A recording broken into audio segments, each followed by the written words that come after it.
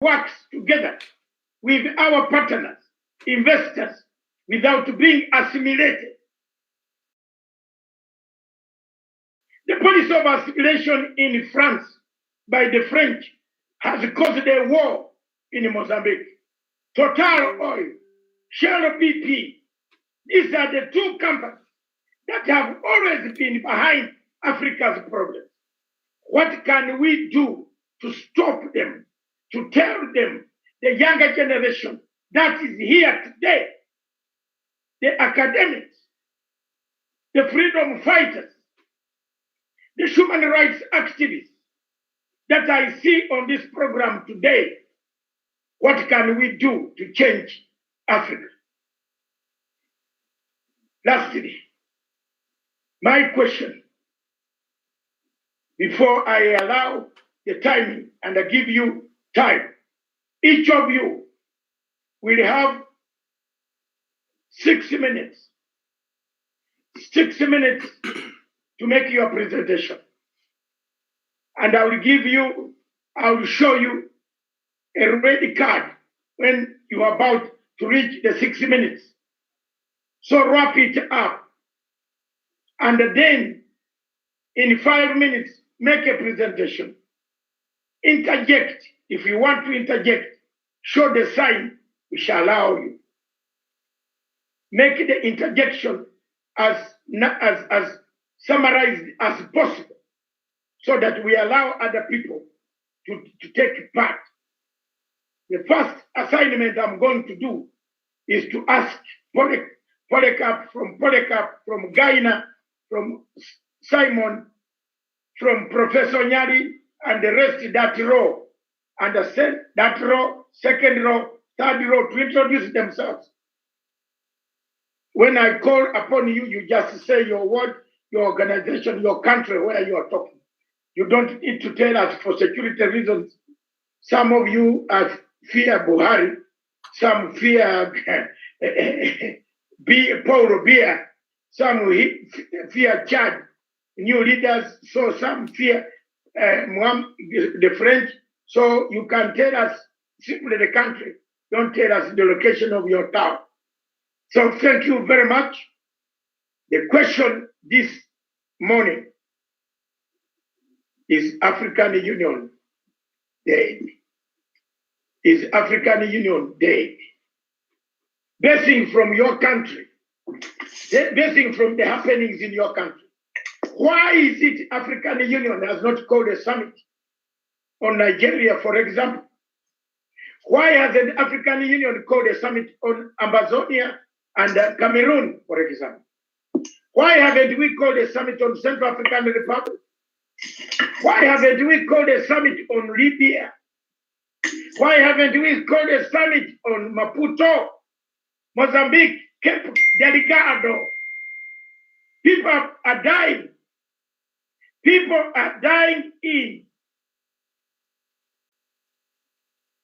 Cape Delgado. Today, as we speak, Total Oil is evacuating its people, leaving a war behind for we black Africans and the white Africans, yellow Africans, because Africa is a mixture of many tribes, to be killed. Why is AU watching? In Democratic Republic of Congo, why is AU watching? In Ethiopia, between Egypt, why is AU not doing enough to avoid a war?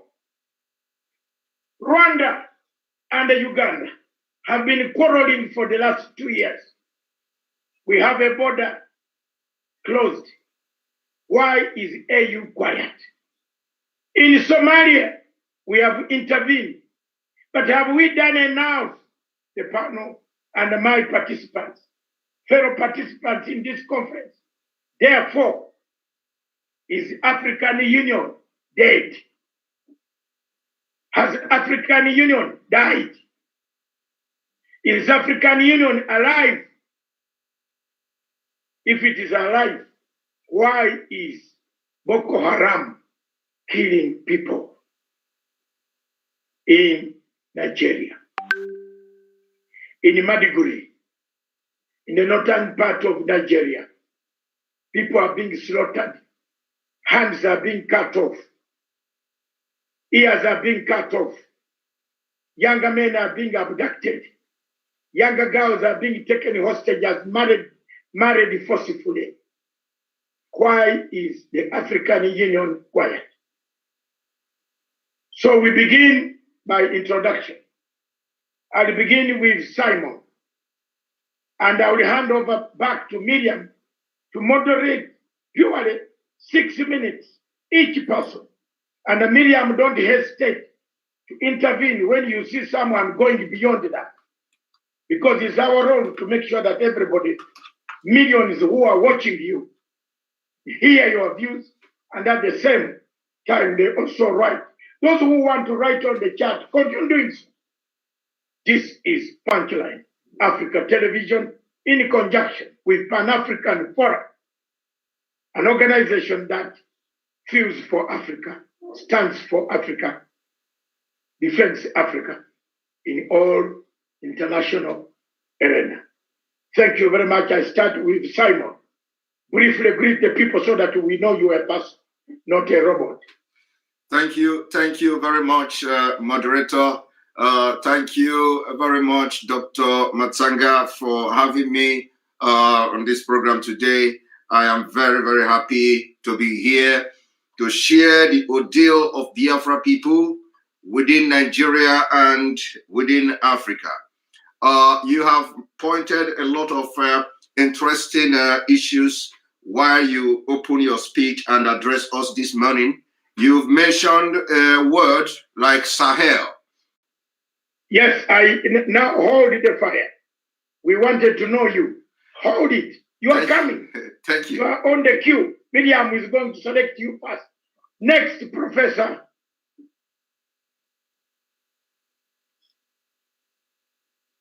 Professor Jaradi Onyari. I'm saying thank you, Dr. MATSANGA, my fellow panelists, our viewers from the continent and from around the world. Their morning, their evening. I am from Kenya.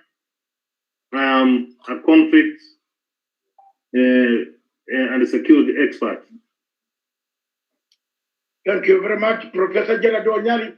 He's also a champion of the church, and he can preach for you in case you have a problem now. Thank you very much. Next is Ambassador Ghana Maina from Chad. Let's go. Ambassador, greet the people of Africa and the world watching. Thank you, my fellow panelists. A very good morning to you, wherever you are. Dr. MATSANGA has finished to introduce me. He said Ambassador Ghana Maina from Chad, so I have nothing to add. Thank you so much, and thank you to having me in your show, Dr. MATSANGA. Thank you very much, Ambassador Ghana Maina, my friend, comrade. We oppose each other on several things, including with rebels who are holed up in Libya. I don't agree with them for them coming to Slain to kill a president, and then they run back to the desert. Next is Edward Kusewa from Kenya. Edward, just greet the people. Okay, thank you very much. Thank you for the introduction. I'm very happy to listen to our colleagues from the West African region. We want to hear what Dr. MATSANGA has been telling us about what is going on there. Kindly share with us the truth. Is African Union dead? Thank you very much. Thank you very much. Polycarp, Nori. Polycarp Nguri, Reverend Father Dr. Polycarp Nguri. I am a Biafran in Nigeria. I am in Switzerland. Thank you very much, Reverend. We have two men who can pray for us this morning in case Buhari wants to take us down to the Mecca. Thank you. Next is Dr. Arome Salif. Dr. Arome, if you can turn your equipment, you're upside down, sir. I want to be a honest African. I don't want to bury you when you are still alive, sir. Thank you, Dr. Arome Salif. We can't hear you. Unmute. Okay. Good morning, everyone. My pleasure and great privilege to be with you this morning. Volume. Wonderful opportunity to have very intelligent and instructive conversations on political issues as pertains to Africa and the welfare of its people. So I'm very interested and enthusiastic to get the details of this conversation and possibly make the necessary contributions, as to how best to handle and move forward as a people and as a continent. Thank you so much. Thank you, Dr. Arome Salif from AYJF. It's a security organization it wants to hear, and it gathers all Africans. They want to hire. That's very good. You'll learn more from me today. Thank you very much. George Kese, thank you. I can see you are wearing the same equipment. Yes. Good morning, everyone. I am from East Africa. So today I just want to know the narrative that is being pushed on the media, because from the northern part of Africa, we hear a different kind of narrative that we don't understand. We get a lot of information that is not correct. So we can't get informed enough to understand the situation. And also in the case of African Union, based on the incidents that have been going on, and African Union has been quiet enough, we need to know what's the role of AU currently in Africa. So thank you so much. Thank you very much. Castro Nkume. Thank you very much. I guess that name is from somewhere near Rwanda. If I'm not Rwanda or Burundi. I studied morphology and anthropological difficulties. But if I'm wrong, tell me. No, I am a Biafran. Yes.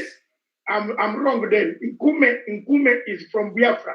Okay. Yes. We have Nkunda from Rwanda. The man who disturbed us in the region is somewhere there, hidden there. Yes.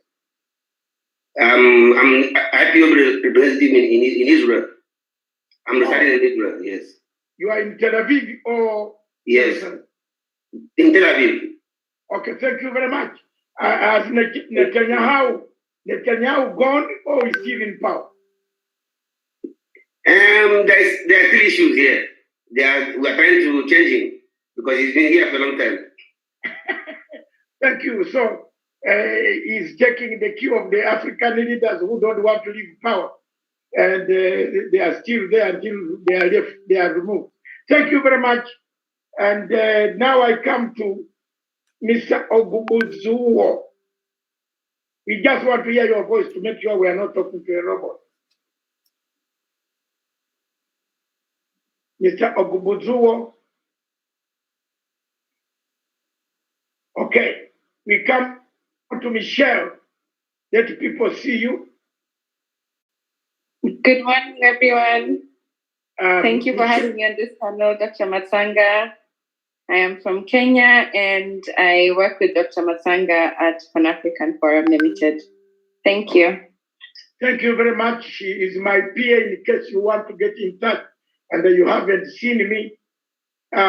Simon, don't get tired. You always get hold of her. So thank you very much. And then we have Jamani Karanja from Nanyuki in Kenya. Yes, go ahead, unmute. People want to hear your voice. Unmute. Unmute, yes. Yeah. Thank you very much, Dr. David Matsanga, for convening this great summit to discuss issues that affect us as Africans, Dr. Matsanga. And I will say that the solutions, the great future of Africa lies on its people. Therefore, it's a great forum, and I'm here to learn a lot on what is happening in North Africa, because as in East Africa, we discuss how. Hold the fire. Hold the fire. You are coming. Hold it and bring it when we come. Jocelyn, you have been very active on the chat. It's your chance for us to see your voice, your face.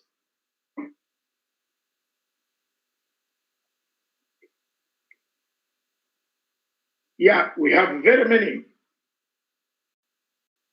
We have Jocelyn, if you are not coming quickly. We have so many people online, please come in quickly. If you can't show any fix smart number 5, can you say something for us? Even if you want to hide your face, say something so that we know we are not talking to a robot. You know, some people have problems. Hi everyone. I can only talk. I don't want to show my face. So I'm just here supporting Simon from behind the scene. Okay. Thank you very much. Jocelyn, that's okay because you never know. You never know. Buhari has got a man right walking around the world. Thank you very much. And I also protect people's interests. If you don't want to show your face, tell us. Some of us have shown our faces. You know, some people have problems. Hi everyone. I can only talk. I don't want to show my face. So I'm just here supporting Simon from behind the scene. Okay, thank you. Thank you very much. Unmute. Unmute. That's okay because you never unmute Jocelyn. Unmute. Buhari has got a man walking around the world. Thank you very much. Yeah, that's very good. Namudi Igwebwe. Meanwhile, Chuku Matthew and Austin Ibuka. All of you can say hi, even if close the doors. Hi, this is Austin Ibuka. I'm here to got the Simon Ekpa. Okay. And the Namudi Igwebu. Joseph Okoye. I remember Brigadier Okoye. Are you related to Brigadier Okoye in the Biafran War? There was a very senior Brigadier Okoye there. Joseph Okoye. Okay. Shoni Wesonga.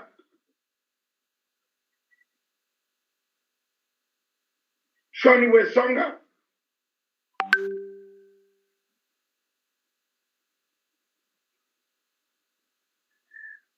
Okay, fine. Bro Chindera. Ati Chindera. Chindera must be from one of those places. Good morning, sir. Thank you. There is a brother Chindera here. We are here with the Powerade, Red Bull, and the Lucozade to support our brother Simon Ekpa in case if you need an energy. Thank you, sir. Hey, okay. Miriam. Simon, Shoni Wesonga, are you there from East Africa? Chuku Matthew, are you there? Or you are also with Red Bull and the Bull behind? I'm here. Good morning. I'm here to support my brother Simon Ekpa and very Reverend Father Dr. Polycarp Nwere. Thank you. Okay, thank you very much. And Ambrose Otachi, I believe from East Africa. Yes, I'm very much available, Dr. Matsanga. Are you also supporting me? Because I can see Simon has come with a battalion. So thank you very much, viewers. Thank you very much, Ambassador Gaina Maina, the rest of you there, all of you, Francis Ferdinand. I believe you are one of those also. Yes, I'm here to support my comrade Simon Ekpa. Thank you. Yeah. Thank you very much, viewers. Now, I return you to the beautiful voice. You see, for us, we share now gender parity. We don't want Jocelyn to accuse us that it was only men speaking. So we now return you to gender parity, to hear the beautiful, quiet voice from East Africa, from Punchline Africa Television. Miriam Ogutu is our senior anchor, a senior researcher for my Punchline Africa Television, based in Nairobi and Africa. Thank you very much, Miriam. I hand you back.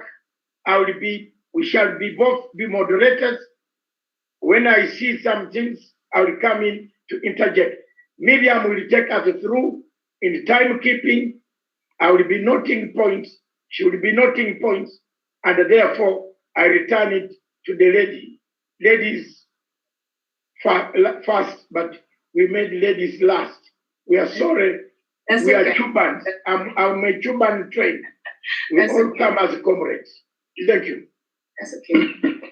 David Matsanga, thank you so much for taking us through that first session of introduction, and also we're able to know some of our panelists and wherever they're watching us from across the globe. And thank you so much for being part of this program today. We have been looking at this topic now. We have featured East Africa, and then we have featured also SADC the last time we had this conversation. So today we shall base our conversation around West Africa, Central Africa, and Northern Africa.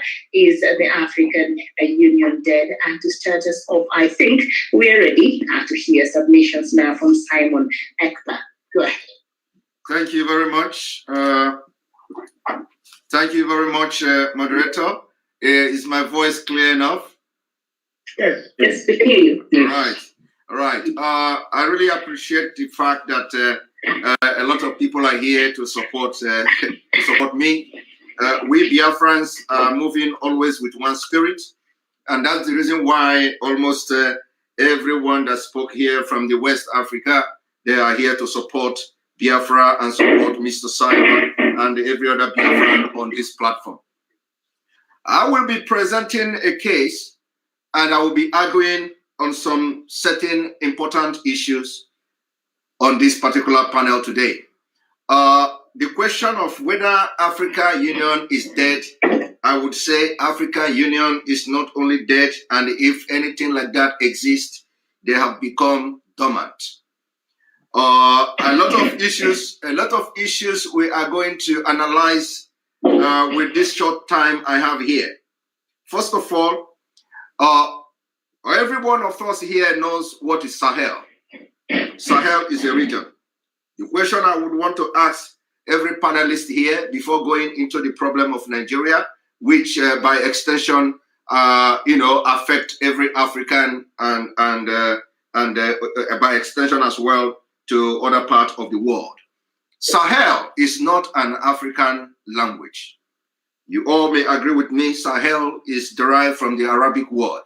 Now, please, those talking should mute themselves.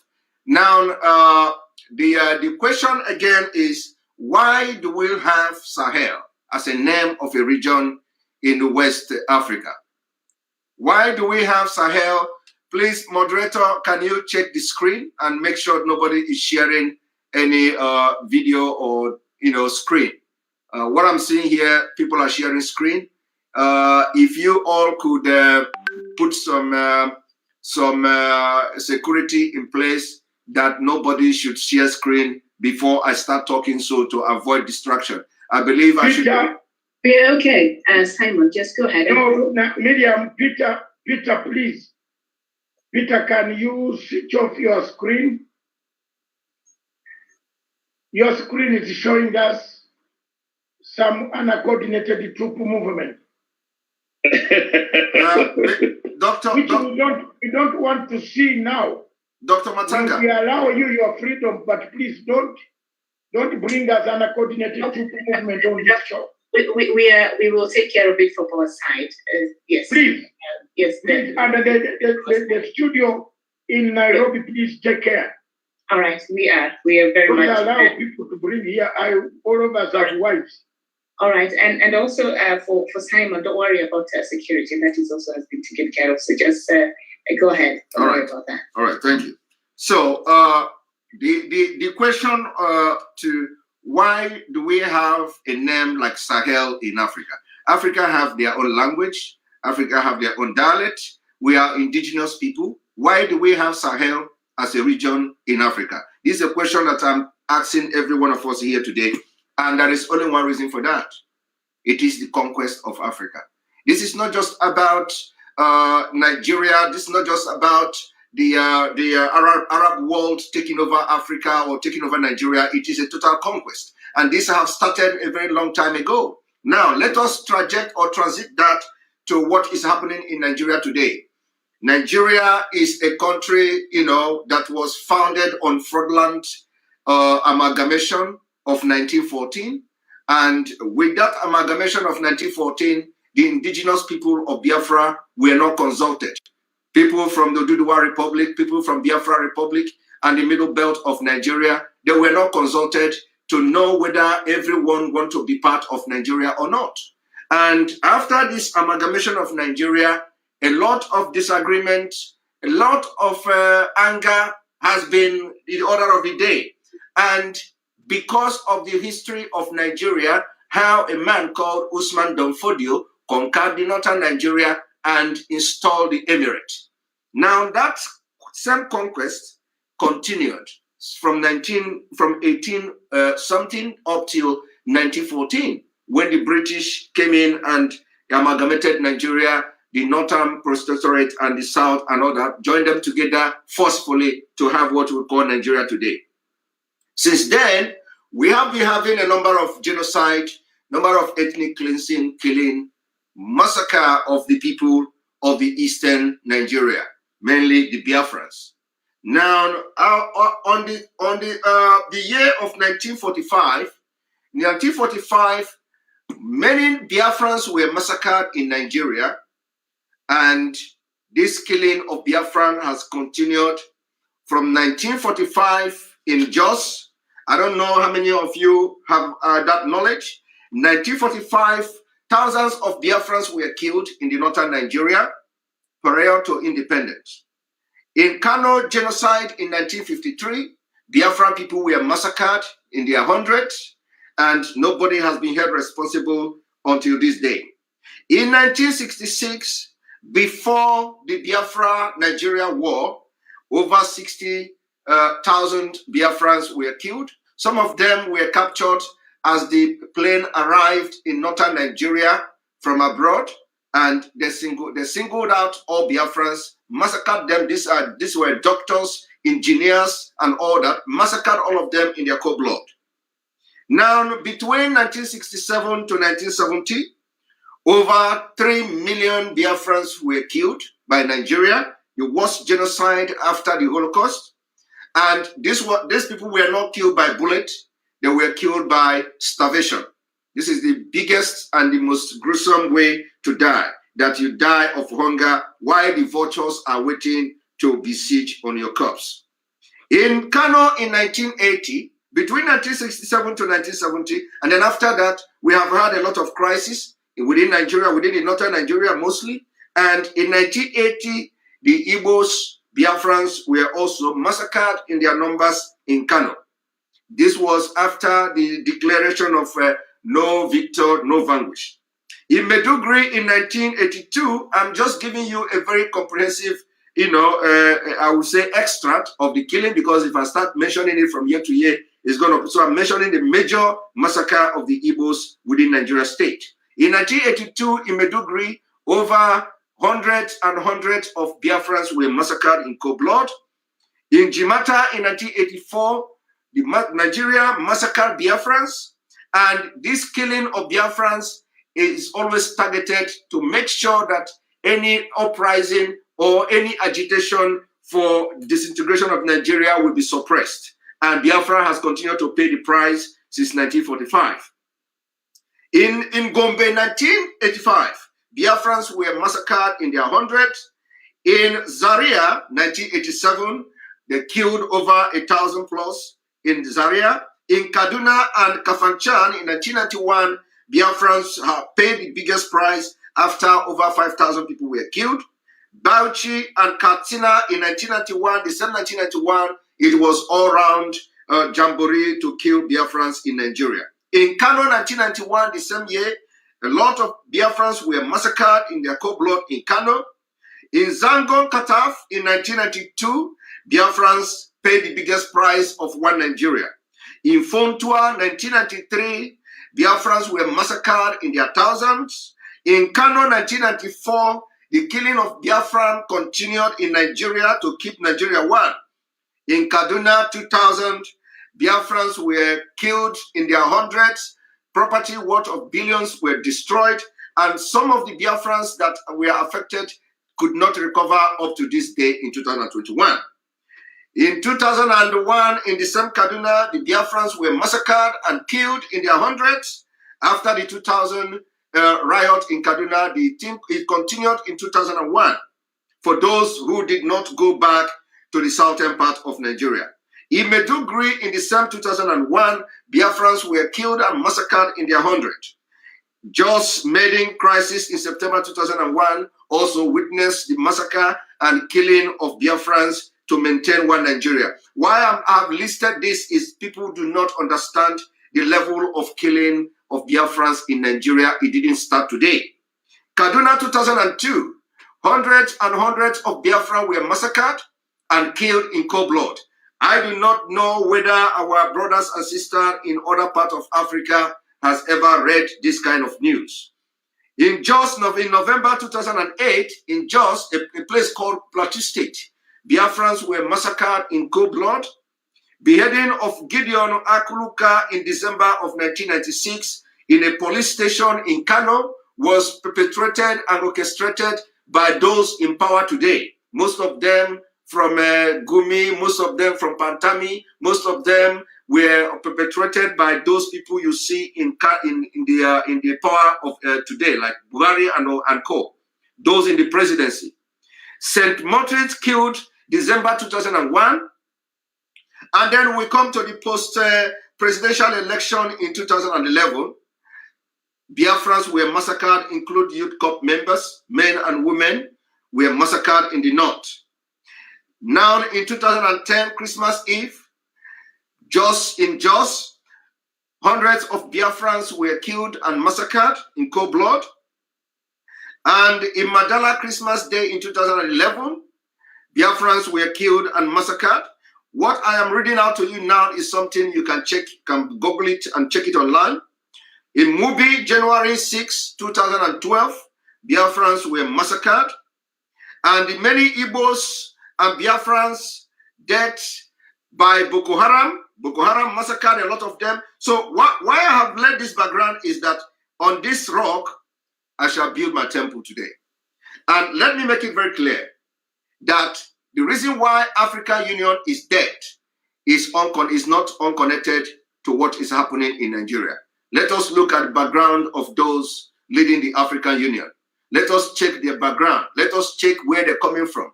Let us check what they have done in the past. Let us check who are their friends and their allies. Then you will know why the African Union is dormant in the killing happening all over Africa. It is targeted at a particular people. It is being orchestrated by a particular tribe, and the tribe that is orchestrating this killing all over Africa, especially in the West Africa, Nigeria, is a tribe called Fulani. The Fulanis has become, according to the World Terrorism Index, the herdsmen has become the fourth deadliest terrorist group in the world. We are battling for survival in Nigeria. And that is the reason why you see a lot of secessionists, according to how they call it, a lot of secessionist group popping up from Nigeria on daily basis is because the government of Nigeria is directly involved in ethnic cleansing, directly involved in jihad, directly involved in sponsoring terrorism, directly involved in making sure that the Usman Danfodio conquest of the Nigeria continue up to this modern century. The killing in Nigeria today is being sponsored by the government of Nigeria. In case it may also shock you that almost all the sectors of the economy of Nigeria is controlled by Fulanis. And how do they do this? They do it by systematic conquest, what I call the systematic conquest. The systematic conquest works in a way that every Fulanis are installed in a very strategic position, from the banking and finance to the security to the executive to the judiciary to all sectors of the economy. And from these chiefs, they are now appointing other indigenous ethnic people, ethnic nationalities, and control them. So in other words, you need only 10 Fulanis to control 100 millions of Nigeria. Simon, allow me to just cut you off for 1 minute. You've mentioned a couple of issues there and cited incidences, some of which are a matter of public knowledge. I think people can Google and see the information that you just gave there. So according to you, has African Union done enough to address some of these insecurities and some of these very incidences that you've mentioned? And if not, how would you want African Union to address or to respond to a lot of these things that happen in the continent, with particular incidences that you've mentioned moving forward? African Union, with all due respect, like I said, is dormant. And for African Union to work and become effective, the president of African Union or the chairperson must resign. That's number one. He must resign, and there must be overhaul of the entire African Union, because with the body language of the African Union, they are working in hand for the total conquest of Africa. And we must, the new generation of Africa must resist that. With the current setup of the African Union and the nonchalant attitude from them about the killing going on in Africa, especially in the West Africa, in Nigeria, for example. Do you know that on daily basis, thousands of people are chased out of their home? Do you know that on daily basis, hundreds of people are being murdered and slaughtered by Fulani herdsmen? Do you know that on daily basis, we see military escorting people out of their ancestral land? And not even the government of Nigeria is talking, nor the African Union is talking. So the point is that when we watch the African Union with what they did to Gaddafi, I am going to analyze that later on in this program. With what they did to Gaddafi, it is a long-term planning how to take over the entire Africa and turn it to whatever they want. And that's the reason why I asked the question, why do we have a name called Sahel? Why don't we use a different African dialect to address a region in Africa? Why must it be Arabic? We know that so many African countries speak Arabic and all that. But in those regions where you have this Sahel, why do we have Sahel as a region in African continent? Thank you. Okay. Thank you very much, Miriam. I want to intervene. One half a minute. To me, African Union is dead. It is not dormant. It is dead. Both a dormant thing can see someone, but this is a dead thing.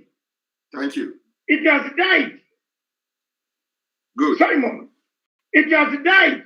You mean they don't see Buhari? Buhari dresses up in those long things of yours from Nigeria, goes to African Union, 6.1 feet. I know how tall he is. 6.1 feet. He walks on in African Union when people are being killed, when Boko Haram is slaughtering people, when kidnapping is taking place. And you tell me it is dormant? Simon, this is not dormant. It is a design designed by the French, who control Buhari. Total Oil controls Buhari. I can tell you the people in your country who are controlled by Total Oil and Alcatel. You know the telephone called Alcatel. Obasanjo is a life chairman of Alcatel. Have you ever seen a life chairman in the world?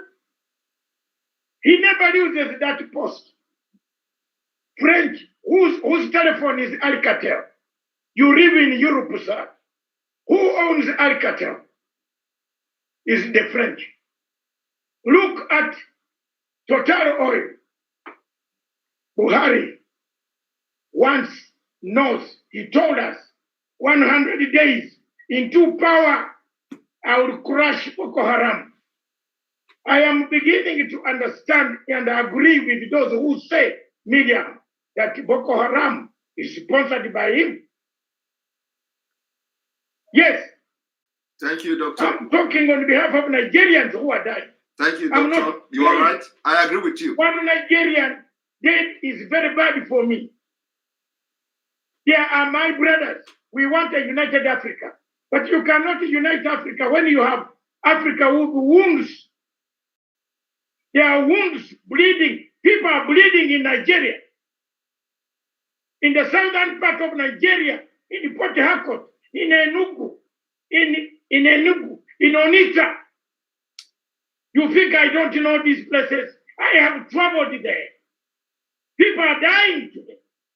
Younger men are being put on Land Rovers and driven across the villages until their bodies are peeled off. And I'm not going to sit here as an African and say I am a very good African who read politics in the University of London. Therefore, I'm happy I walk around with my suits. No, we have to tell people the truth. African Union is captured. It's captured by the French. They have captured that Dr. Mohammed Faki. He's from Chad. Actually, he's a brother of one of the people here. I don't want to pinpoint him. He will defend himself. He's captured. So, you tell me, tell me one thing. You think African Union doesn't know that people are dying in Enugu, in Madiguri? You think African Union doesn't know that kidnaps are taking place? So, the Nigerian issue has spread all over the northern parts of all these countries, which I don't want now, after learning that Sahel is not an African name. I don't want to call it Sahel. God forbid. I want to call it African Rio. Yes. Africa. Thank you very much. Rio Africa. We have been infiltrated. Yes. We have been infiltrated by people who want us to kill each other. Thank you. Look at what is happening in Mali. Look at what is happening in the Central African Republic. Tell me, is there tourism in the Central African Republic? Why should there two Airbus leave Paris, Igo Airport, flying into Central African Republic to carry what? Are there tourists there? There is a war in Central African Republic. Why should two airplanes always fly there every day? Two leaving, two coming in. I've done all this logistics. They carry diamonds. When you talk, they finish you. And you, the younger generation, don't be worried. Many of the African leaders who talk like I'm talking have gone. But let me also leave a legacy by speaking the truth. That the problem of Nigeria ashames us. Nigeria, with a population of 200 million people, we would be trading. When I see Nairobi refugees, Nigerian refugees, how do you explain to me that Nigerian refugees can be very many in Nairobi? Instead of them coming to visit Nairobi, they have come to seek asylum. Surely, we should keep quiet? No. So for me, I don't know whether I will have supporters on this panel. And Miriam, I was only persuading supporters to support me.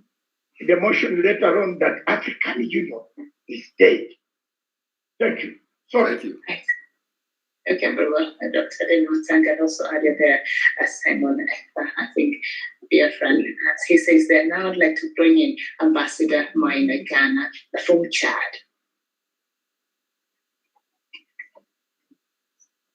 Thank you, Miriam. Thank you for this opportunity. Today we are going to talk about this African Union. If I may remember, I was in your platform more than 20 times. We spoke the same thing, in and out. Like we always do the same mistake, we are expecting different result African. That is our mistake, but we need to start to recognize it as of today. Dr. MATSANGA is my witness. I told him that anytime when you start accusing African Union, in which base? I remind him last time in this platform, I don't know if another people was there, I said, Dr. MATSANGA, if you are a man and if your wife who's taking the responsibility of the home, you don't have nothing to say. Either you like it or not. You are a jobless, you stay home, you watch TV, your wife is working, she pay the house, everything, pay the school fees, but you want to talk. That is what we Africans are doing. We all know that 75% of the funding from African Union is coming from those white people, especially France. The President Kagame have fought for it more than 4 years to say, African, if we did not wake up to take our responsibility, we cannot set the rules. We are just complaining. For me, if you say African Union is dead or whatever, have you understand exactly what is the foundation of this African Union? It's Chinese people build the house for you guys. And France is putting the bulls. And what do you want them to say that you want people to take responsibility? How? And you know that those Western people, their advantage on Africa, they cannot live without Africa, either we like it or not. They are lions, we are gazelles. If we did not give them the meat, they will die. They will starve to death. So now we as Africans, what is our new strategy? Are we going to train ourselves to run faster than the lions, or we need to start always crying that we are not moving? This is my question of today. We are not here to point anybody who is a president of African Union or whoever. No, whoever will be there will follow the rules because he don't have nothing to do. Unless we Africans will come together today to fund our African Union, to restructure it, we can decide who we want to be there. But today, me, you, Dr. Matsanga, and all the panel, we don't have a say. We are not here to agree. We are here to share our views and to bring ideas how we can help each other. How we can come together to make sure that we are on the right direction. We don't want to die, but we want to go to heaven. That is impossible. I don't know if there is heaven in any part of this world. Dr. Matsanga, you need to tell me, is there any heaven in Nigeria or in Chad or whatever? If they promise you the heaven inside the Bible, mean you need to die. That is the simple answer. Okay, so now, if we are talking about African Union, I'm not here to blame or to say Africa is dead or is alive. If this African Union is working the way to help Africans, no. What do? We as Africans, because we find out that this organization is not helping our goal. This organization is not following the structure how to lead Africa to success. Do we have a plan? I asked you that more than 100 times, Dr. Do we have a plan, and do we want to execute this plan to make sure we change it? Okay. Today, I can assure you that Chad, my country, is the country who has paid a heavy price of Boko Haram issues. If you see the budget of my country, our president put, to go and help even fight Boko Haram is Nigeria, and more than 75% of our budget for the younger generation has gone to Boko Haram. Boko Haram has not started in Chad.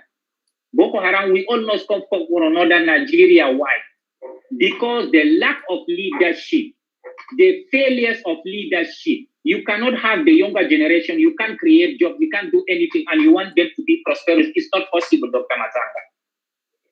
You cannot even educate your wife and your children. When they start fighting, they break the windshield of my car.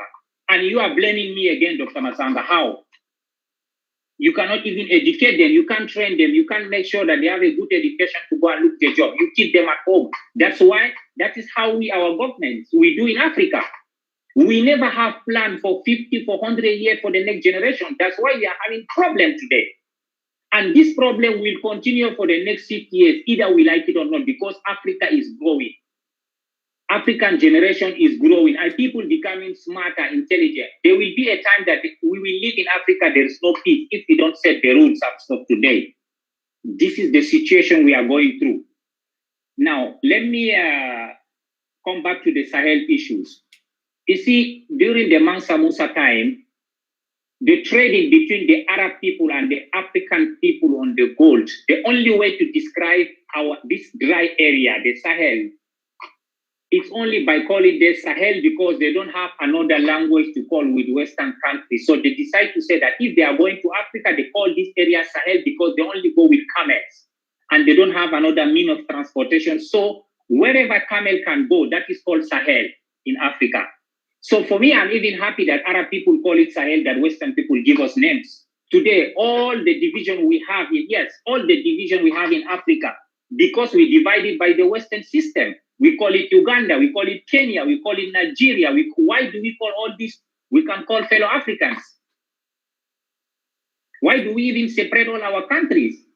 Today, you can see someone is telling you, I'm proud to be this country, and you are not. And we say we are Africans. We need to come together to build a system, and our system is one. The problem we have in Africa today, Dr. Matsanga, all the panelists, write it down. If you are not ready to fund this African Union, we will waste the next 50 years just complaining. Not because of my brother is there. Whoever will, tomorrow if we put Dr. Matsanga, he will be a black chief. We will talk very bad about him because he cannot sustain African Union. Yes, Dr. Matsanga, 100%. You are today, that is the reality. Yes, I'm saying. Yes, Dr. Matsanga, I was saying, anybody who is in AU now as the head of... Yes, sir. I can never be an African chief. Maina. Yes, sir. If today we put you at the head of African Union, it will be the same problem. Maina. Ambassador Maina. Thank you. Now, anybody who is going to take the head of African Union, yes, sir. Cannot go unchallenged. I have never had an ambition to be an African chief. The only thing I have is I have a big body. So when I walk, people think I'm an African chief. But you are the chief. I have never had an ambition. He was just giving an example. I am giving an example, Dr. Matsanga. That I can become an The example is whoever today. Let me tell the truth. You have now tackled me. It is your brother, Musa Faki, who is your brother, who is killing African Union. So if you think I am an African chief taking over, I don't want to take over. In fact, for me, if I want to remove him. Miriam, can you explain what I said, please? Miriam, can you explain? And I've told you several times that Matsanga will never step in Addis Ababa. I have told the Prime Minister of Ethiopia, I will never come to Addis Ababa until that man from Chad leaves that country. He's useless. He's captured by France. He's on a payroll of France. And for me, like a Nkrumah, like a Obote, like a Sekou, like a Baba Tafawa Balewa, I have nothing to do with surrogates of imperialism. Thank you. Thank you, Dr. Matsanga. Dr. Matsanga, I would like to respond. Hold on. Yeah, I think what Ambassador was trying to say, it does not matter who is at the helm of African Union, as long as we still don't do what you're supposed to do, pay for African Union and all that. It does not matter who is there. It could be even me, but will still be captured. I think that is what Ambassador you're saying. It does not matter who is there. Thank you, Miriam. Thank you, Miriam. Please, I would like to, Miriam. Yeah, Miriam. Yeah, Miriam, I would like to address. No. Marina uses French, so use Swahili, and tell me you are using it figuratively. But if you say I'm an African chief, how? I am. Please, I would like to address. I would like to address some concern. Before you come in, Simon, I'd like Ambassador to conclude his submission, and then I'll come back to you, please, if you don't mind. Ambassador, yes. Thank you, Miriam. I think until now, Dr. Matsanga, let me repeat it one more time again. I said, whoever will be elected as the AU chairperson as now, you will follow the route for the Western countries because they are the one funding us. Doesn't matter from the person come from Chad or from South Africa or from Libya or from Sudan or from Ivory Coast. Because right now the system built inside African Union is controlled by the Westerners. This is my explanation, Dr. Matsanga. Let us put it on the side. Let's go back to my country Chad today. I will see you somewhere. Thank you. I'm ready. Now, let us go back to my country Chad. You see, in Africa, the difficulties we are having, we don't want to acknowledge the system. Our government is very weak because many people, sometimes when you stay longer in the power and without realizing anything, just the basic for humans, everybody has tendency to be a rebel, either in Chad or wherever, because it's the simple things that the population, 99% of the African population, they don't need even to be wealthy. They have just the basic education, healthcare, they have their family happy, but we cannot provide it. That's why you see many countries always they are fighting, either in Chad, either in northern Nigeria, either in Mali, all those. Because you can't see somebody who have a good life and start fighting the government is not possible. When you see that people are very tired with the government, something is wrong somewhere. Now, you know, sometimes the loophole we Africans are living, that's how Western people use it against us, because we are playing with the deadly weapon. Why? Because we don't want to educate our generation and give them jobs. So somebody else find an opportunity to come and use them against you. For me, I don't want too much to complain about Western countries if I did not find my problem. I did not understand where did I get wrong, how this thing happened, how did we leave this thing to pile up. Today, you see all the regions. We have the Sahel region. We don't have peace. Chad, Libya. We talk about South Sudan. Now it's Nigeria. All those countries. There is something we Africans, we are not doing right. We need to go back to the drawing board to make sure that we find the solution, Dr. Matsanga. Because pointing and calling them to say this person is a failure or this person has done wrong will never take us nowhere. I said it more than 100 times. Today, we are talking about, they say that our president was killed. I cannot say yes or not because nobody was there. We just say yes. And you know, the majority of the biggest propaganda in this world, they are news. They can tell you wherever, whatever now, we are controlling by news. We can't say yes, he was killed. But we need also to acknowledge Dr. Matsanga. I am coming. We need Dr. Matsanga. Can I finish? Was he not murdered? Can I conclude? Dr. Matsanga, he has been murdered. You don't get the point. You cannot go to the front war without Dr. Is the president of Chad still alive? Former, the late. No, sir. He's dead. Can I continue? And he was murdered. No, sir, he's dead. Now, Dr. Matsanga, you cannot go to a front war without having a collateral. He is not the best person in Chad. How many Chadians died? You went to the front. No, he went to protect also the Chadians like any soldier. So he died to the front war. It's normal to everyone.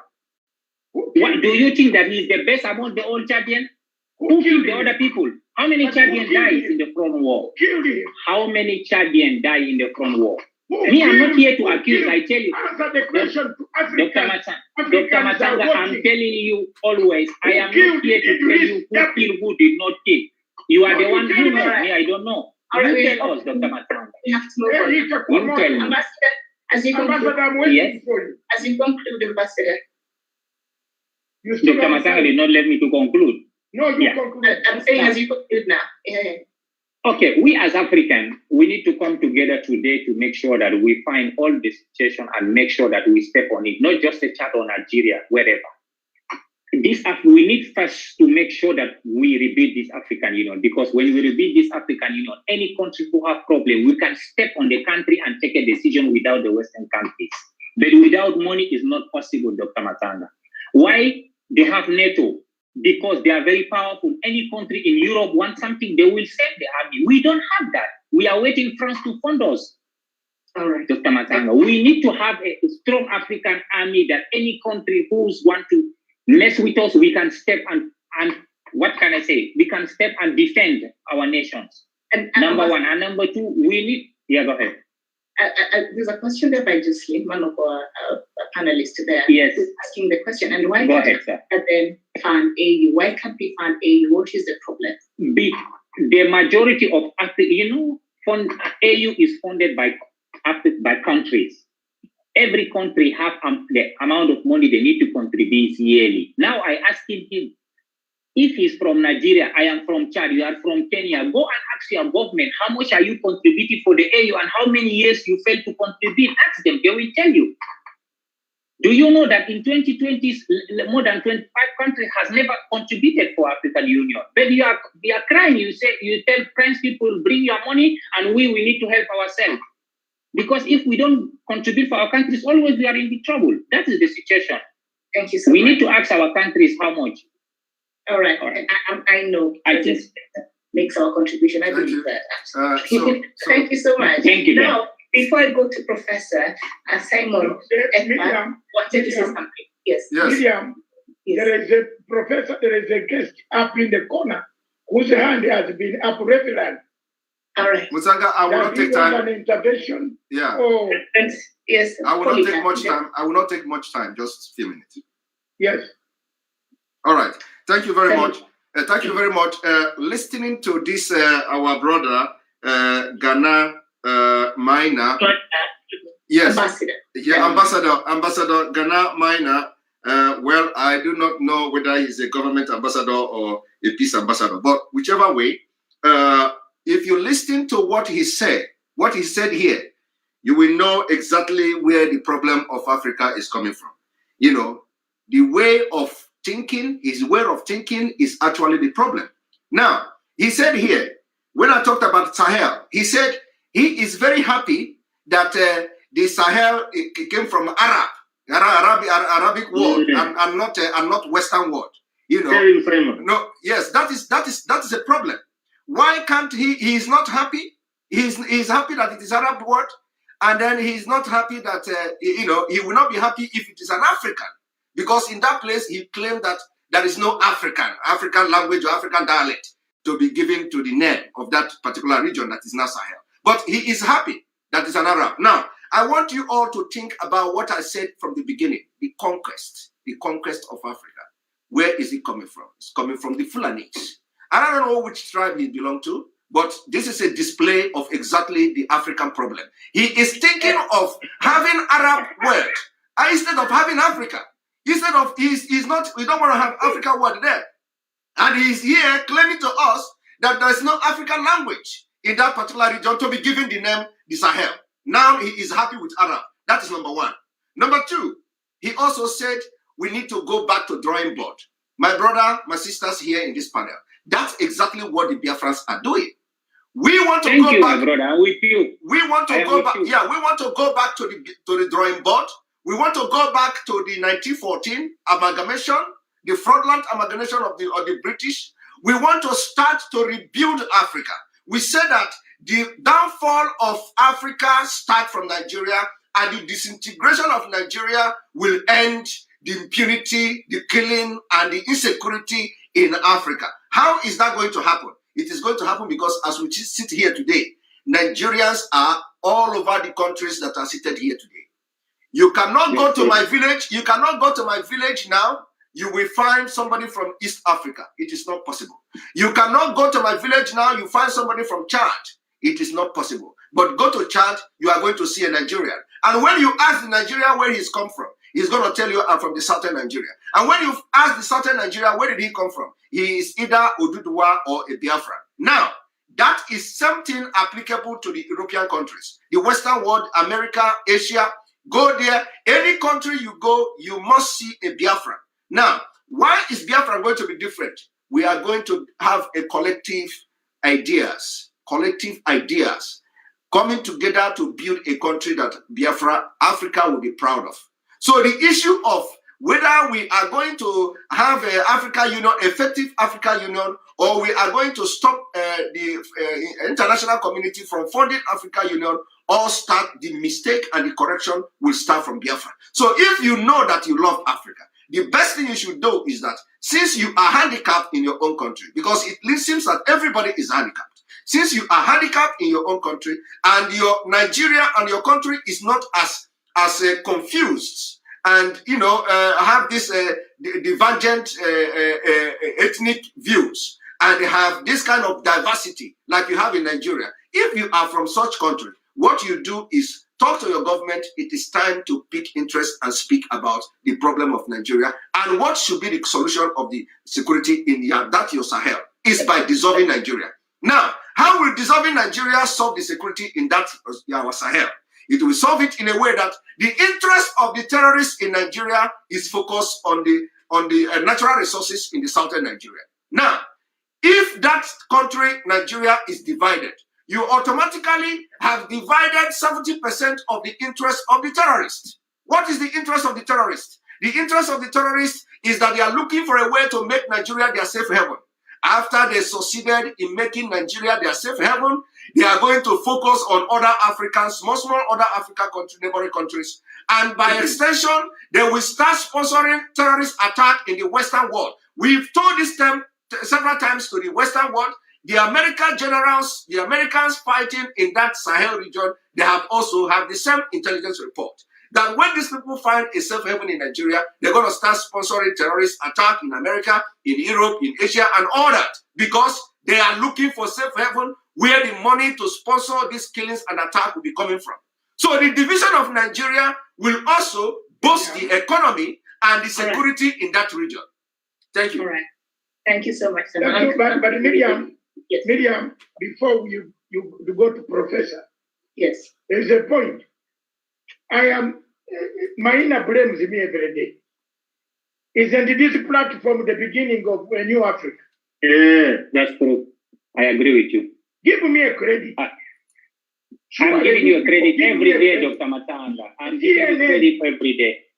I'm giving you credit every day. Has not given us a platform to talk about Africa, but have sacrificed a platform for us to speak.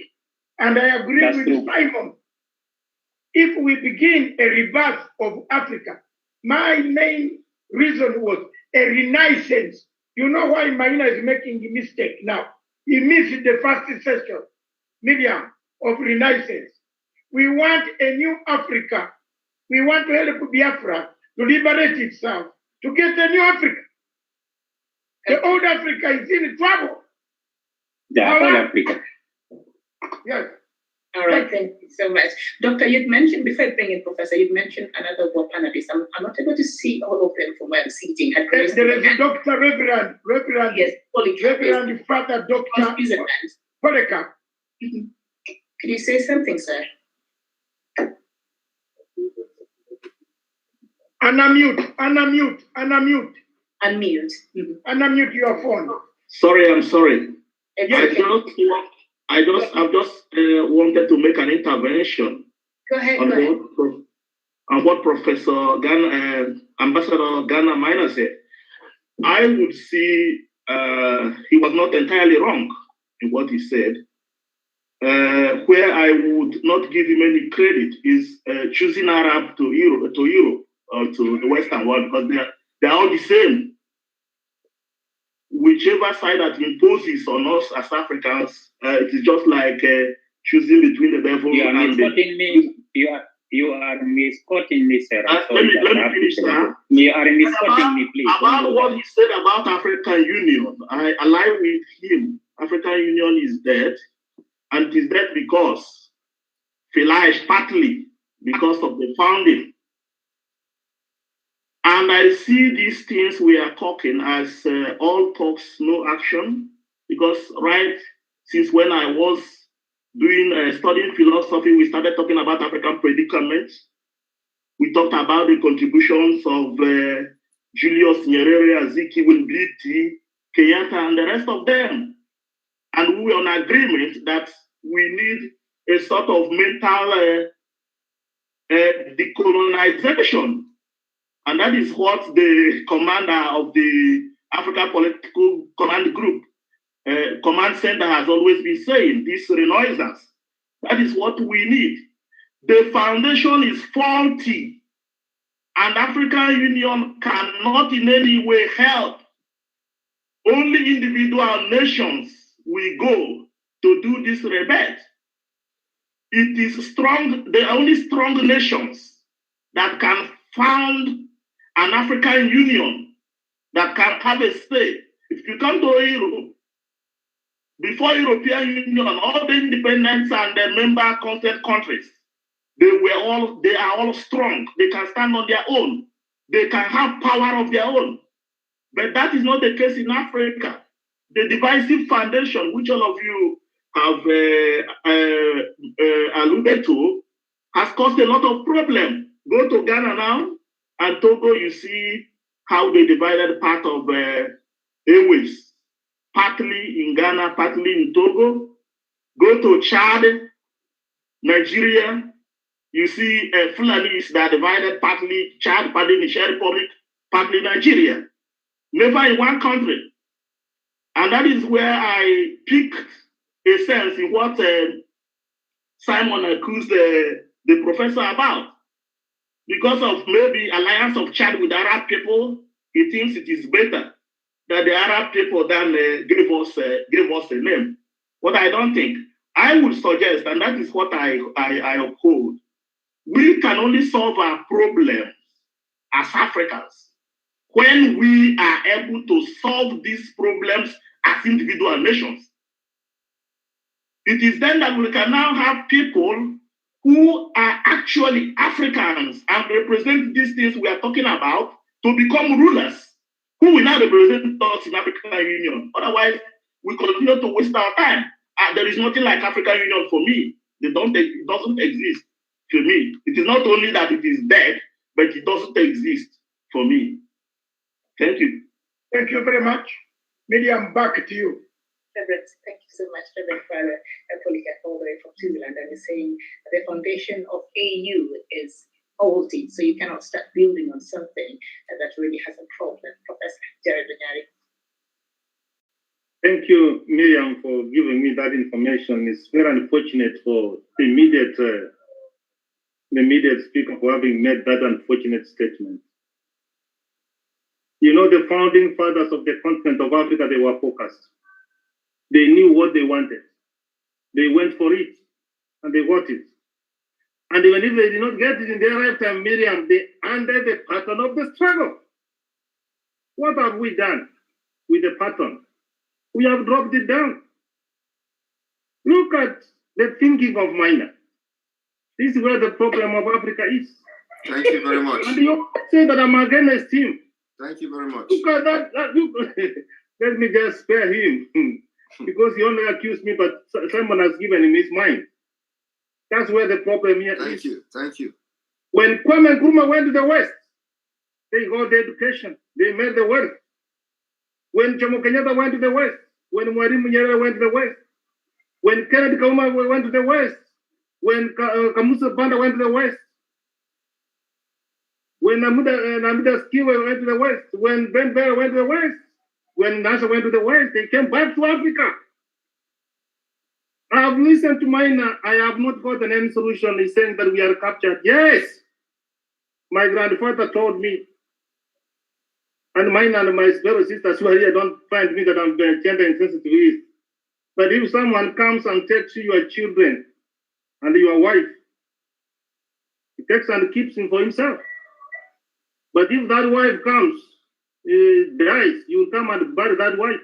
That's what happens in most African countries. African countries, the African Union has been captured, Dr. Matsanga, you are right. And at least instead of Dr. Matsanga of organizing Miriam, Dr. Matsanga has started organizing us. He has given us the platform. What else do you want him to do? We have started a conversation. We have started an engagement. Minor come out of Paris and come in Africa and see which is in Africa. See how the health pandemic which has come, Miriam, how have we addressed it? There was a country, and I don't name it, it had only one ventilator. What did the president of that country do? He went and picked it and said that you people die. So Africa, we are having a problem. The founding fathers of this continent, Miriam, they identified ignorance. They identified poverty. They identified disease. And you want to say that for you. What do we want? Time has come, my fellow brothers and sisters, that we stop organizing and start organizing ourselves. There is something we can do. You can sponsor one child minor.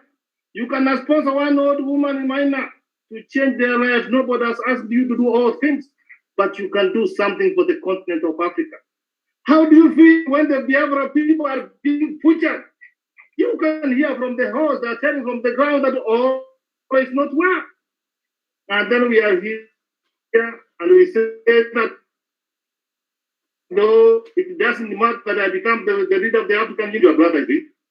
If you are wrong, your concerns to be taken to be captured. If the founding fathers found that kind of thinking, we will not be free. So there is high time when you ask me whether African Union is there or not. How is he addressing poverty, Miriam? How is he addressing the climate change, Miriam? How is he addressing the infrastructure in Africa, Miriam? Do African people have access? Dr. Matsanga raised very pertinent issues, Miriam. Who has called a summit to discuss issues in what's happening in Biafra, in Cameroon? See what happened in Libya when Muammar Gaddafi was thinking of building the United States of Africa. What did they do? They killed him. There were more than 25 countries in Africa which were were getting support of their budget from Muammar Gaddafi, Miriam. Still, in this modern time, there are men and women who are talking about it. So unless African Union starts addressing the issues and the challenges facing the continent of Africa, we'll get it wrong. Dr. Masanga posed a question here. Where do we have two aircraft coming to Central Africa twice in a day, coming to pick our precious minerals? He talked about Chinese building the African Union. What are you telling us, man? That is the resources of the continent of Africa, which they have stolen. And we must come together and say, Miriam, even if we don't do something, let us continue organizing and talking and addressing the issues facing the continent of Africa. If African Union is dead, what do? We come out with another forum, and this is what we are coming. Why do you go focusing to something which is already dead? Miriam, it's very unfortunate it happens, and when I use this example, you may have your spouse, you get a child, and the child dies. Do you keep on mourning? Oh, we had a beautiful daughter, we had a beautiful son, we had all this, we had that. No, you go to bed and make another child. So African Union, is there something we can do? I can see one is from Israel. I can see one is from Switzerland. I can see mine in Paris. I can see Dr. Masanga in the UK, and many of our brothers who are in the continent, in the rest of the world. But the problem here is you have gone there and you have forgotten Africa. So we'll keep on talking and we keep on talking. The way forward, Miriam, as I give the interest at the panelists to speak, Miriam, if you have not learned something from coronavirus, this pandemic, you may not learn anything, Miriam. We need to intensify our cooperation. I need to be my brother's keeper, Miriam. What's happening to the Biafra people? What's happening in Abasonde people? What's happening in Southern Sudan? What's happening in Somalia? We must start talking, Miriam, and having this cooperation among ourselves. Where do we allow the government to cooperate among themselves? Miriam, we are all interconnected.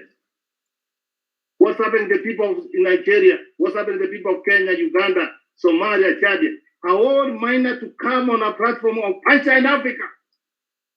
And he said he doesn't know what killed the president of Chad. See happy that the West can support nationalists to kill an African leader. And you are happy and say that, tell people, yeah, and it's not getting annoyed, Miriam, these things get me annoyed. We do not need to have any of African brothers being killed. And he keeps on telling, where was the world when more than 1 million people were being killed in Rwanda and Burundi? Where is the West when we are having more than 400 million people being killed? And the moment we come here, we are not having a monkey business. We are discussing on how we can salvage the continent of Africa. Even if we are not going to do anything in our lifetime, Simon, we have started a conversation. We must end the pattern of the struggle. We must refuse to accept. 100 men will take a donkey. One man can take a horse to the river, but 100 will never force it to drink. The West can never. In fact, the colonial masters were more stronger than the leaders we have today. But the the founding fathers of this continent, they said, no, we must liberate Africa. So, Miriam, we must have a corrective response. When we come out of this summit, Miriam, we must come and resolve that the rights of President Buhari should not be ever in power. And what someone has said, that is the strategy the people, the Boko Haram are using. You have said that a giant, a relevant is a giant animal. But if it goes down, what we need to be like the lion is not as big as you can imagine, but it is being called the king of the jungle. The West, they don't have the intelligent mind as we have. How can Africa develop when we have got all doctors, the best engineers, the best everybody else working in the West? and then you don't come back to develop Africa. So on the way forward, I've said, Miriam, we are all interconnected. What's happening in Nigeria should affect me. We must have a collective responsibility, Miriam. We must intensify our cooperation, Miriam. We must redeem the African Union. And if it is dead, Miriam, we can have an African forum like this, whereby you may not understand, Miriam. The ball has started rolling, Miriam. Or the stone. We let us continue gathering momentum. There is something we can do. There is no the thinking of my brothers are like mine. Just take us forward. I submit. We have a question for Dr. Onyari, please. A question, Miriam. Maina Yuri. Let's bring. You have a question? Yeah, you have. You will give a question. Just a minute. Let's bring in one lady. Okay. All right. There's a balance. No, we agree. We agree. We bring in Mutinka. The question of the chat. Yes, that's true. Mutinka Masowe. Tell us which country you come from. Maybe cool down this temperature. Because it looks like Maina is on temperature. High temperature from the Chadian Sahara Desert. Sahel, please, Sahel. No, Sahara. Can you hear me? Don't disturb. Can you hear me clearly? Yeah. We hear you, Madam. Okay. Tell us which country you are from. Okay. My name is Mutinta Masoe from Zambia. I'm actually a teacher by profession, and I'm also an advocate. But mostly, I'm passionate about women issues and also social accountability. So looking at the room itself right now, it's quite so hot right now. But then the fact is that we are fighting for one Africa. So my point here, which I want to raise, is we have been coming up with different summits, meetings every time, and still talking about same things, and yet we don't even come up with a solution to see progress at the end of the day. It seems like situations have gone from bad to worse. It seems like even our generation right now, we found these issues being talked about, and yet we don't see any progress going on. And how are we going to learn as young people if we find that our elders, our leaders that we choose to go and represent us at the summits, they end up coming and have all these arguments? Remember what we need to fight for. When you are a Pan-Africanist, you need to look at the spirit of Ubuntu. I always want to align myself with education. Like they say, education, like Papa Nelson Mandela said, education is the powerful tool to change the world. But then people misunderstand the whole thing. They think when you talk about education, you mean the classroom setup. But there is more to education other than just books. Yes, literature is there to teach us of what happened way back, and of course, just to be there for the sake of just referencing. But then the power should come from within. What are you passionate about? It should start from our mindset, first of all, as Africans.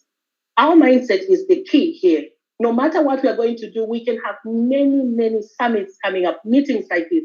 But if our mindset are just the same, then there's nothing we can do about it. So looking at, of course, we salute our leaders, like our forefathers that fought for us.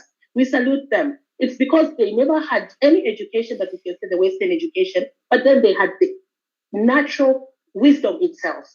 So we need, first of all, it should start from our home. I always want to look at the grassroots. We should start from our home. First of all, as parents, what are we teaching our young kids? What are we teaching our children out there?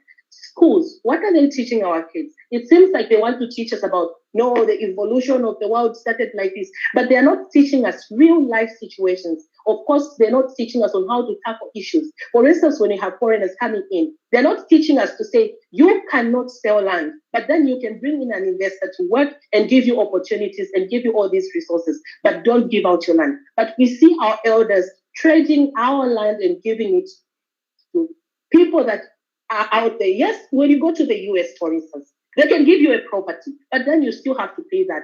You still have to pay for that land. But then you can never, ever buy land and own it. But what has happened to us? We find that we've got a lot of millions of people in the diaspora who are African Americans, who are African versus British. We have them out there, but they want to come home. it is very difficult to find a person of my color coming from abroad, from diaspora, wanting to come back and settle here in Africa. It's difficult for them to have land. It's difficult for them to access opportunities. Then what are we doing about it? So it should change from us. It should change. It should start. They say, my father always tells me to say, the fish, it starts rotting from their head, because that's where you find the gills. Yes. So meaning the problem is not with us as young people. The problem is not with us it's with everyone.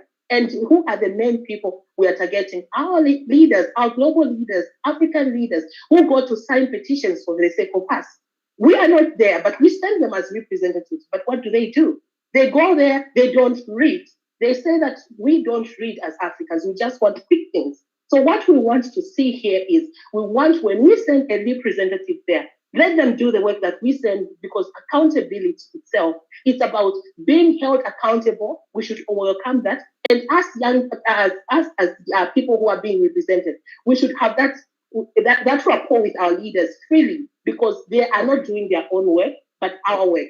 So with all these things, we want everyone to come on board. And you can hold me accountable as well. I can hold you accountable. I don't need to become your enemy for holding you accountable. I send you to go and sign those things because you are my representative. Thank you. I submit. Thank you very much. Miriam, all the ladies, Omenuko, Adeze, Jocelyn, all the ladies in that order. Omoniko, Adeze, then Jocelyn. Omeniko, you have 3 minutes.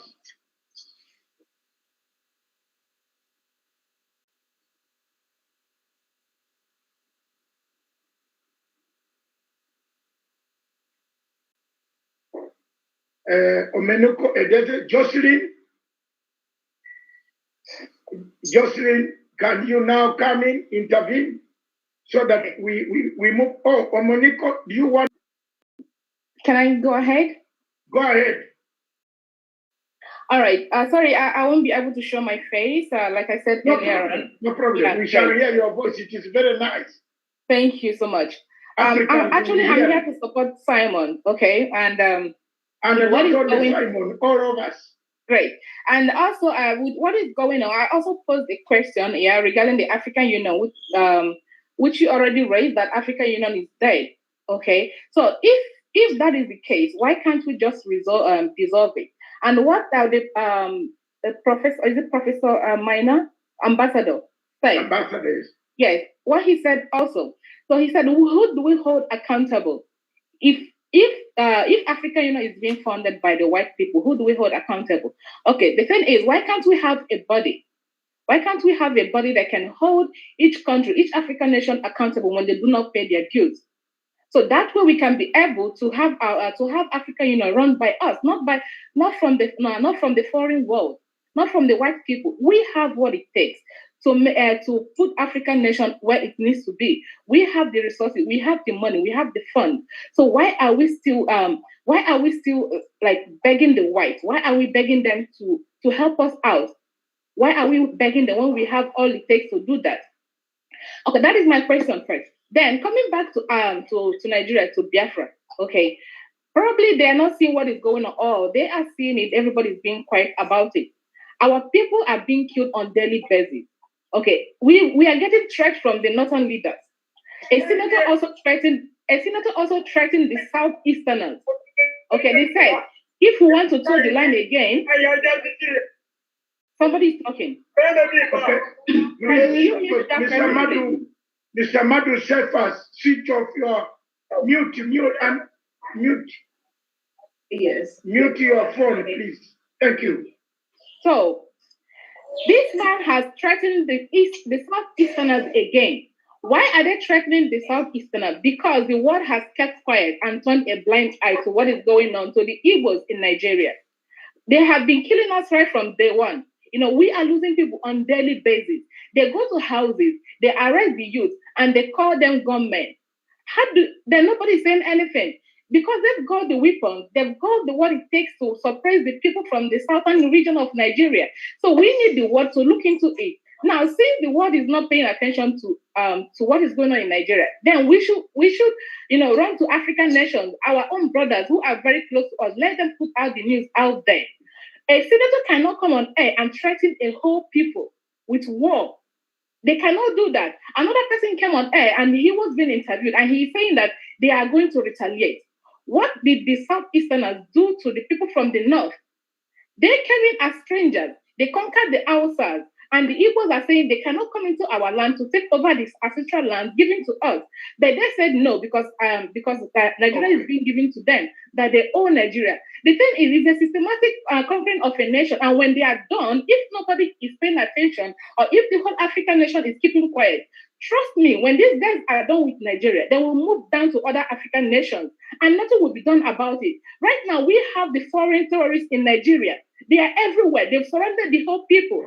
The military, they are busy supplying weapons to these people. They are busy, they are busy keeping them safe.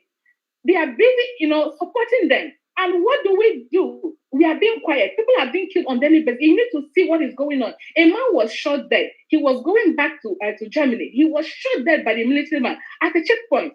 What did the guy do? Now they framed him up that he did not obey their traffic rule or he did not obey their stop and search rule, and which is all pure lies.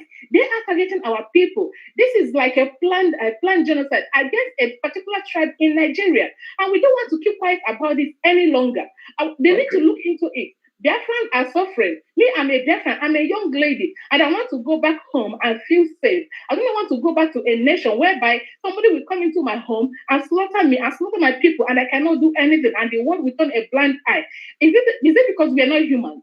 Look at what is happening in Israel. The whole world is focusing on Israel. But what is happening in Nigeria, nobody is paying attention. It baffles me that Africa as a nation has got what it takes to put our story out there, but everybody is not doing anything. What are we after? We are after our own pocket. We are after the money that the white people are giving to us. But we make this money. Like in Nigeria today, we have the oil. Do we produce? Do we refine oil in Nigeria? We do not refine oil. We've got crude oil. We export it and then we end up buying oil into Nigeria, buying fuel into Nigeria. This is absurd. It is crazy and it is stupid. We've got leaders who do not have the vision for the young people. What happened during the EndSARS now protest in Lekki Toll Gate? The youth were killed, and they were with flag. They were with Nigerian flag. What happened with the investigation up to this moment? Nothing. No one is being held accountable. Nobody is held accountable. We should hold these people accountable to what they are doing. They say the youth are the leaders of tomorrow, but the youth are being killed on daily basis. Our leaders are so corrupt. The money given to them to develop the land, to develop the people, human capital is being stolen and kept in a foreign bank, and nobody is doing anything about it. And when they recover the loot, the money is being looted again and again. In the end, you give these people title. In the end, you give them kudos. We need to look into what is going on in Africa. And then if CNN, if BBC do not want to carry our news, then we should have our own platform. We should have our own media house. For Africans alone, let's put our story out there. We shouldn't keep quiet to what is happening to people in Nigeria, in Cameroon, in every other African nation. If the Fulani think that they will come into a land and claim that the land belongs to them, then we should look into it. Nobody wants to live in a land filled with terrorism or filled with terrorists. It is not right. African. Okay, Jocelyn. We'll come back to you later. There's another lady also, Dr. Yes. I don't know if she could come in before you come in after that. Another lady who is on. Hello, Dr. Matsanga. Yes, Dr. Matsanga. Yes. I think it will be very wise because the panelists, need to speak, and those who are here to observe will be given opportunity to ask questions, not like giving longer speech. So if the panelists should be given the opportunity to present their case, their argument, and then those who want to either ask question on what the panelists have presented, will be allowed to do so. Then that will give us more direction than everybody talking at the same time, because I have a lot of things to present here today, and I don't have much time. Thank you very much, Miriam. with the little time we have, I suggest Nigeria is given a full afternoon on Sunday, where we shall, Simon, are you hearing me now? Yes, I'm hearing you, yes. If on Africa Showdown, we want to bring you on Sunday, on Africa Showdown. For now, we want, as you suggest, I think that's the best suggestion. We want Edward Kusewa, Dr. Emma Juko. I don't know whether Edeza wants to speak, the lady. We have asked you several times, Madam, you still don't want to speak. Thank you. We want, in the few minutes left, and I want to ask Simon, that Sunday, 2 p.m. East African time, which is 12 noon, Nigeria will be the main 2 hours. We want to sort it once for all, because it looks like all the problems of West Africa, Miriam, are coming from there. And we might not be able to finish them today. Yes. Our time is going. Therefore, and we shall develop that method of Mr. Simon, of Simon EKPA. We allow the people who have been on as panelists to give their views. Simon, we shall give you time on Sunday. Thank you. My brother, you know how to organize Africa is very difficult. Now, it is very difficult. You can see the points that were raised by Madame from Zambia. There is somebody from Togo who is on this show. From Togo. Dr. Matsanga, just before I leave, I would like to, drop a very powerful message to Africa. I'm giving you time. All right. You will have closing remarks. Very good. Thank you. Prepare them. Thank you. And somebody from Togo, somebody from Congo. There was somebody from Congo. They have gone. And then Emmanuel Hay, Mr. Emmanuel Hay. I can't do it. Is it Emmanuel Hay? Okay. Let me now. Dr. Emma wanted to say something. Maybe. Let's see. Let's get Dr. Edward Kusewa. Then we have Dr. Emma Juku. Or let's begin with Juku. Do you have an intervention, sir? Yes. You have an intervention? Am I to speak now? Yes. Thank you very much. My name is Reverend Father Dr. Emmanuel Njoko. I'm a Biafran, southeastern part of Nigeria, and I live in Germany. I appreciate all who have spoken, and without any repetitions, may I just say that I think we are all gathered here today because we have a problem. That problem is that our African leaders have failed us, and we need a solution. And what is that solution? I take a lead from what my brother, Reverend Father Dr. Polycarp Mode said, that we all need to go back home and approach this solution from our individual countries and see how to rectify it for a new African Union. By African Union, I don't mean the non-existent one, but the African Union that will come with the emergence of Biafra. And so I have a message for all of us here, that each and every one of us here needs to take something home. And what is that? A message to our youth.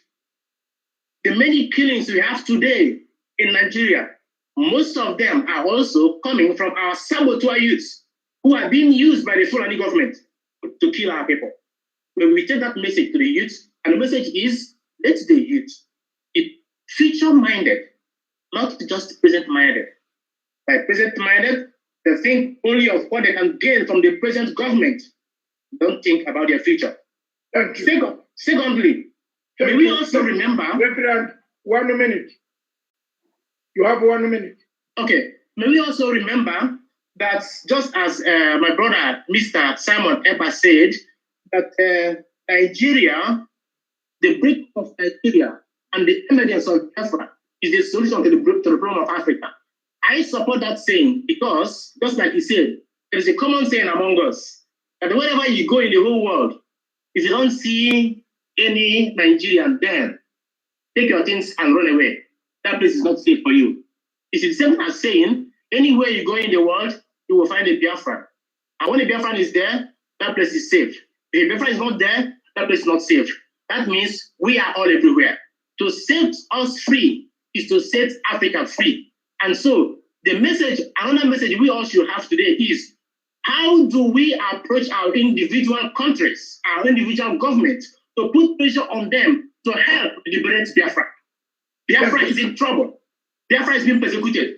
We all need to make a contribution on how our various African governments here can support to liberate Biafra. We are being killed. Even right now, we are being killed. We need to carry this at home and